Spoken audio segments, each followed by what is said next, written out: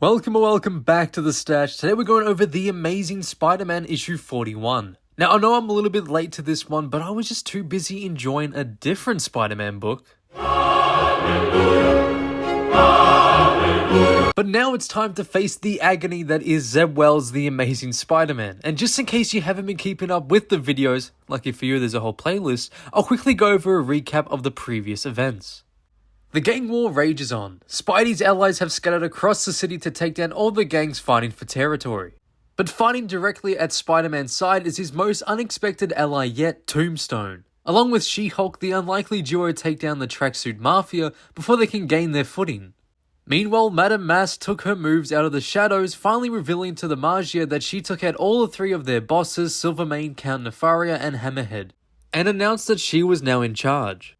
Further uptown, Tombstone's daughter Lady Beetle made a move for Diamondback's territory, but found she had made her move just a moment too late, and the son of Wilson Fisk the Rose had already taken it for himself. To protect his daughter from biting off more than she can chew, Tombstone has called a meeting with the KINGPIN to see if these fathers can rein their children in. And now, just before we get into the story, we are trying to reach 800 subscribers before the end of the month, and with your help I know we can do it, so if you like Spidey content, feel free to stick around and maybe hit that subscribe button. But with that being said, let's get straight into the video. This issue kicks off right where we left off last time. KINGPIN and Tombstone go back and forth with tension slowly rising, but during all that, Typhoid Mary seems to be flirting with Peter. It's played off like a joke at first, with She-Hulk and Spidey not knowing who she's referring to, but later on it's clarified. I'm pretty sure this isn't anything new from Typhoid Mary liking Spider-Man, and I honestly wouldn't be surprised if Zeb Wells in some weird and forced way tries to expand on it. Anyway, Lincoln tells Fisk to call off his men, which basically just starts the huge rumble. Like two Goliaths clashing together, Tombstone and KINGPIN lock into battle, while She-Hulk and Spider-Man try to deal with all the goons, as well as Typhoid Mary. Meanwhile, another fight ensues with the likes of Janice and the Rose. Now this entire issue is, in short, one big fight. KINGPIN and Lonnie headbutt each other a lot, and She-Hulk and Spidey try to take on an endless supply of henchmen. I guess a moment worth mentioning is Typhoid Mary's sword was able to actually cut through Jen's arm, although her being a Hulk, it doesn't really matter. I mean, she should be able to easily just stop this entire thing, but what do I know as an avid reader of Marvel Comics? We go back and forth between the Rose and Janice, which is just so boring, and Digger makes the first move in their fight against the Syndicate? Anyway, White Rabbit gets all pissy because Digger is fighting. Is this meant to be a joke? I mean, like, what the hell is this writing? How are we 41 issues into this? I'll never know. It is pretty funny how they all get smacked around within 2 seconds when the fight actually happens, so all that confident talk was really for nothing. A little fun fact about me is one of my favorite low-ranked Spidey villains is the Rose, and this just breaks my heart. Like, it wouldn't surprise me if Zeb Wells kills him in this godforsaken comic, but I'd really love to be proven wrong, like, just this one time. I mean, it's already bad enough how Zeb Wells has just brutally killed the Rose's character within this series. I've never seen him written so out of character before in the short amount of appearances he's had. But now we switch back to the main brawl, and this next part, I don't know, when I first read it, I just sort of rolled my eyes and just tried to move on. So Spider-Man tries to intervene between Tombstone and the KINGPIN, but is easily laid out with one punch by Wilson Fisk, who has a broken face by the way, as he belittles him by saying, "That's enough boy, the grown-ups are talking."